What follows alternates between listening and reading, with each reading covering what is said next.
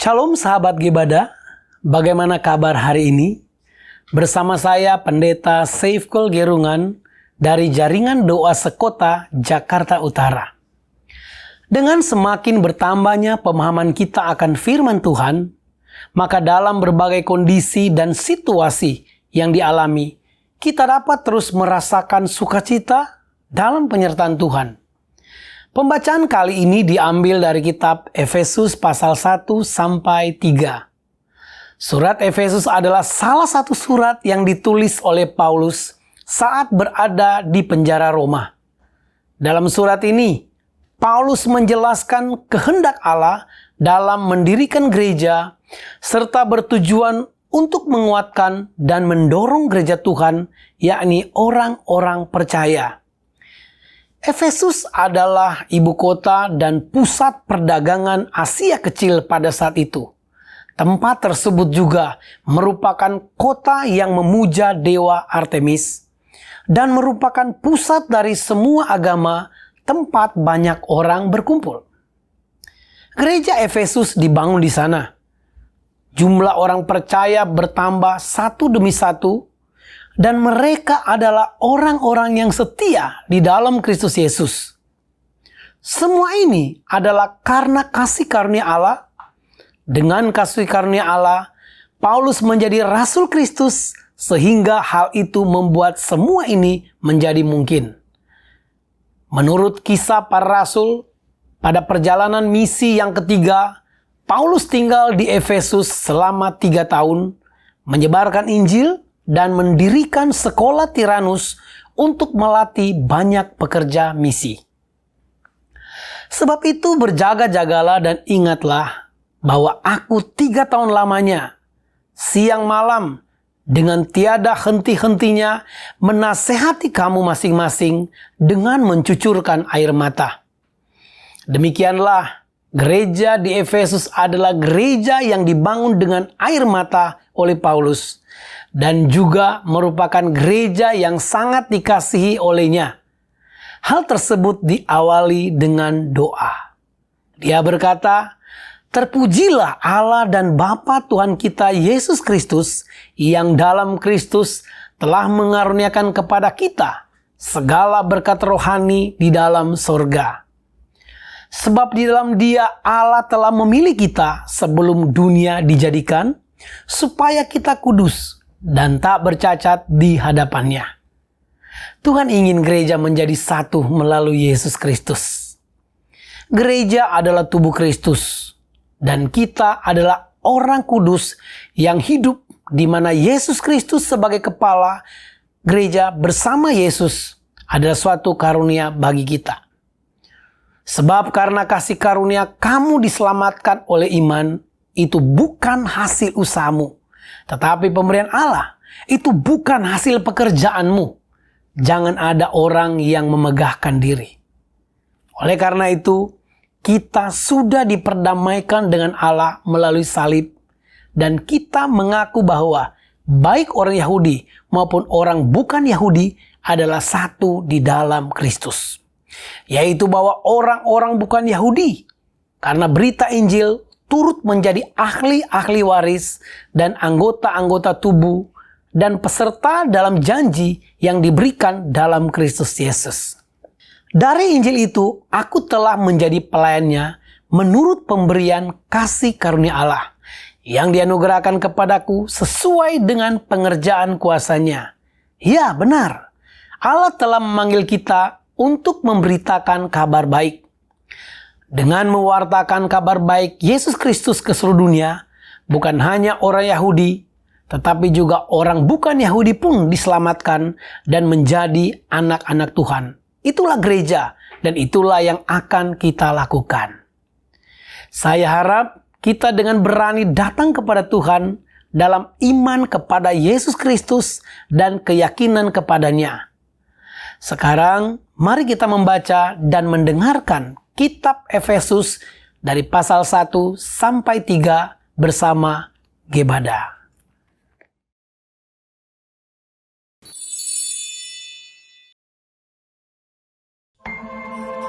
Dari Paulus, Rasul Kristus Yesus oleh kehendak Allah, kepada orang-orang kudus di Efesus, orang-orang percaya dalam Kristus Yesus.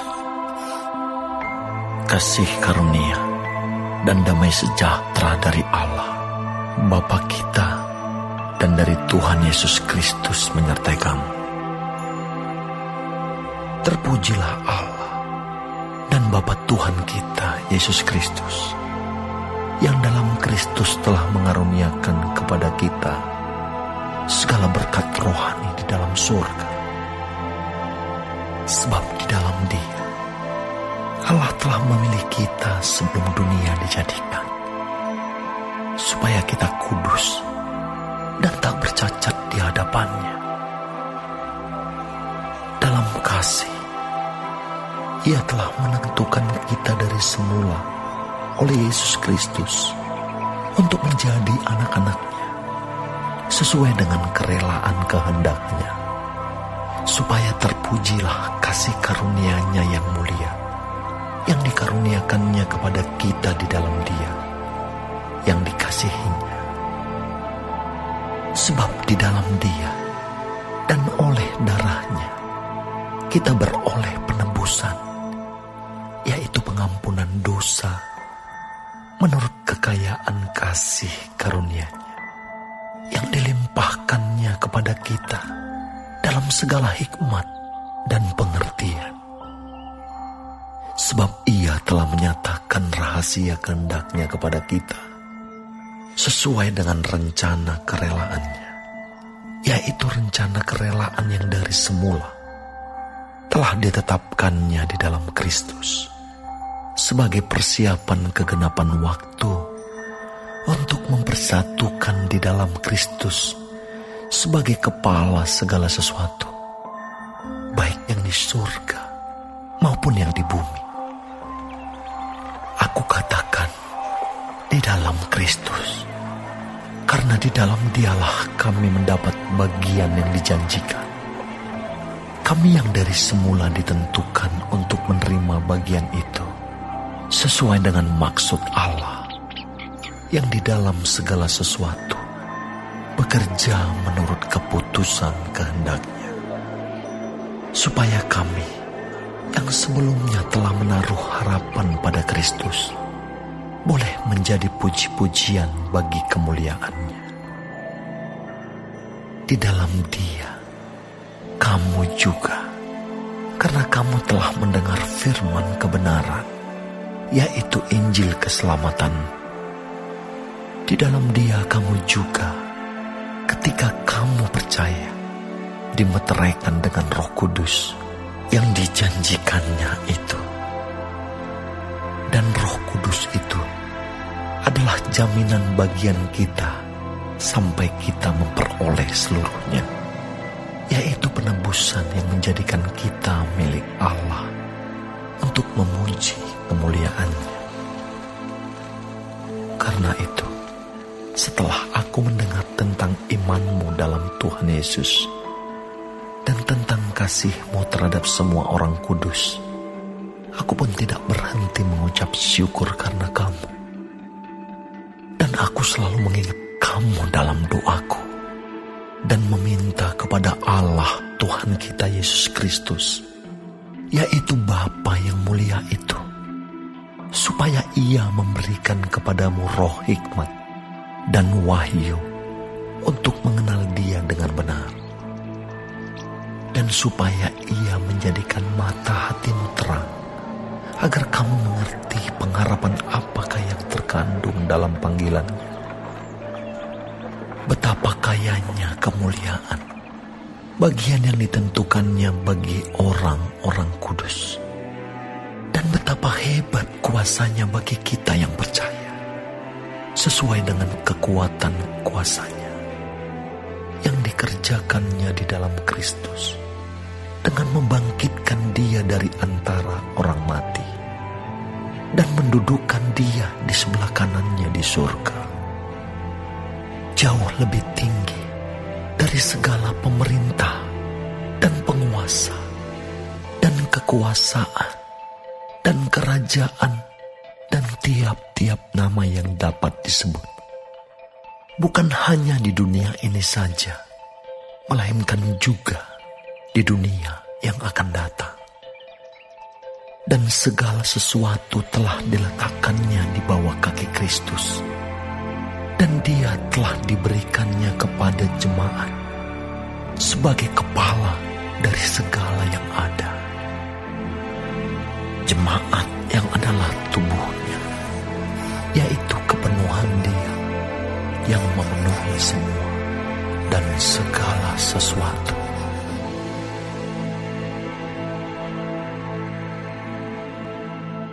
Kamu dahulu sudah mati karena pelanggaran-pelanggaran dan dosa-dosamu. Kamu hidup di dalamnya karena kamu mengikuti jalan dunia ini, karena kamu mentaati penguasa kerajaan angkasa, yaitu roh yang sekarang sedang bekerja di antara orang-orang durhaka. Sebenarnya, dahulu kami semua juga terhitung di antara mereka, ketika kami hidup di dalam hawa nafsu daging dan menuruti kehendak daging dan pikiran kami yang jahat. Pada dasarnya kami adalah orang-orang yang harus dimurkai, sama seperti mereka yang lain. Tetapi Allah yang kaya dengan rahmat, oleh karena kasih-Nya yang besar, yang dilimpahkannya kepada kita, telah menghidupkan kita bersama-sama dengan Kristus. Sekalipun kita telah mati oleh kesalahan-kesalahan kita, oleh kasih karunia kamu diselamatkan.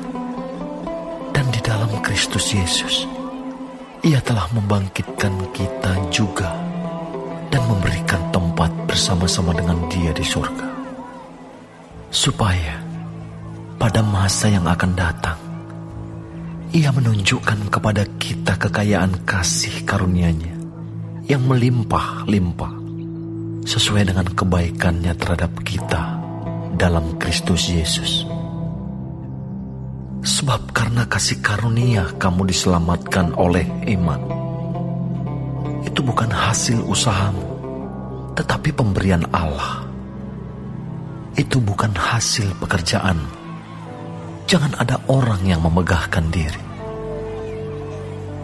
Karena kita ini buatan Allah, diciptakan dalam Kristus Yesus untuk melakukan pekerjaan baik yang dipersiapkan Allah sebelumnya.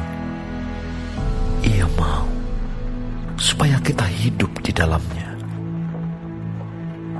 Karena itu ingatlah bahwa dahulu kamu sebagai orang-orang bukan Yahudi menurut daging, yang disebut orang-orang tak bersunat oleh mereka yang menamakan dirinya sunat, yaitu sunat lahiriah yang dikerjakan oleh tangan manusia. Bahwa waktu itu kamu tanpa Kristus, tidak termasuk kewargaan Israel, dan tidak mendapat bagian dalam ketentuan-ketentuan yang dijanjikan, tanpa pengharapan dan tanpa Allah di dalam dunia. Tetapi sekarang di dalam Kristus Yesus, kamu yang dahulu jauh sudah menjadi dekat oleh darah Kristus. Karena Dialah damai sejahtera kita, yang telah mempersatukan kedua pihak dan yang telah merubuhkan tembok pemisah, yaitu perseteruan. Sebab dengan matinya sebagai manusia, Ia telah membatalkan hukum Taurat dengan segala perintah dan ketentuannya, untuk menciptakan keduanya menjadi satu manusia baru di dalam dirinya, dan dengan itu mengadakan damai sejahtera, dan untuk memperdamaikan keduanya di dalam satu tubuh dengan Allah oleh salib, dengan melenyapkan perseteruan pada salib itu. Ia datang dan memberitakan damai sejahtera kepada kamu yang jauh, dan damai sejahtera kepada mereka yang dekat. Karena oleh Dia kita kedua pihak dalam satu roh beroleh jalan masuk kepada Bapa. Demikianlah kamu, bukan lagi orang asing dan pendatang, melainkan kawan sewarga dari orang-orang kudus dan anggota-anggota keluarga Allah yang dibangun di atas dasar para rasul dan para nabi, dengan Kristus Yesus sebagai batu penjuru. Di dalam Dia tumbuh seluruh bangunan, rapih tersusun, menjadi bait Allah yang kudus di dalam Tuhan. Di dalam Dia kamu juga turut dibangunkan menjadi tempat kediaman Allah di dalam Roh.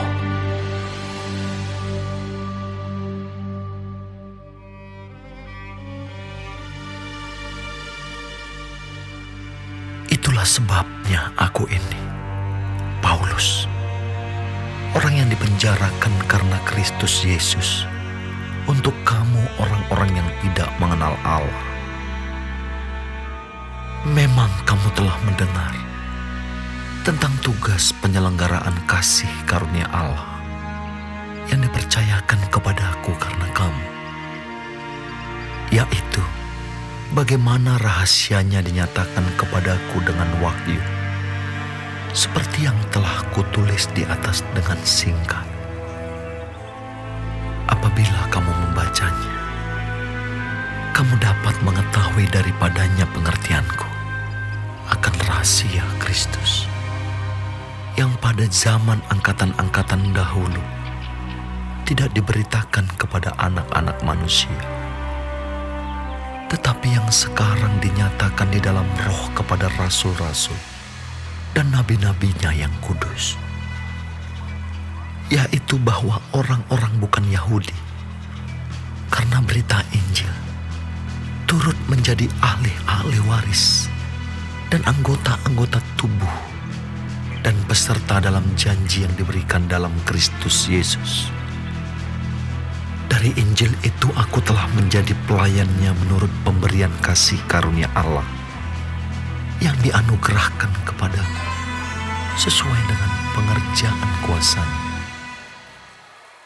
Kepadaku yang paling hina di antara segala orang kudus telah dianugerahkan kasih karunia ini untuk memberitakan kepada orang-orang bukan Yahudi kekayaan Kristus yang tidak terduga itu, dan untuk menyatakan apa isinya tugas penyelenggaraan rahasia yang telah berabad-abad tersembunyi dalam Allah yang menciptakan segala sesuatu, supaya sekarang oleh jemaat diberitahukan pelbagai ragam hikmat Allah kepada pemerintah-pemerintah dan penguasa-penguasa di surga, sesuai dengan maksud abadi yang telah dilaksanakannya dalam Kristus Yesus, Tuhan kita. Di dalam Dia, kita beroleh keberanian dan jalan masuk kepada Allah dengan penuh kepercayaan oleh iman kita kepadanya. Sebab itu, aku minta kepadamu, supaya kamu jangan tawar hati melihat kesesakanku karena kamu, karena kesesakanku itu adalah kemuliaanmu. Itulah sebabnya aku sujud kepada Bapa, yang daripadanya semua turunan yang di dalam surga dan di atas bumi menerima namanya. Aku berdoa supaya Ia menurut kekayaan kemuliaannya menguatkan dan meneguhkan kamu oleh Roh-Nya di dalam batinmu, sehingga oleh imanmu Kristus diam di dalam hatimu dan kamu berakar serta berdasar di dalam kasih. Aku berdoa supaya kamu bersama-sama dengan segala orang kudus dapat memahami betapa lebarnya dan panjangnya dan tingginya dan dalamnya mengenal kasih Kristus dan dapat mengenal kasih itu, sekalipun ia melampaui segala pengetahuan. Aku berdoa supaya kamu dipenuhi di dalam seluruh kepenuhan Allah. Bagi Dialah yang dapat melakukan jauh lebih banyak daripada yang kita doakan atau pikirkan, seperti yang ternyata dari kuasa yang bekerja di dalam kita. Bagi Dialah kemuliaan di dalam jemaat dan di dalam Kristus Yesus turun-temurun sampai selama-lamanya.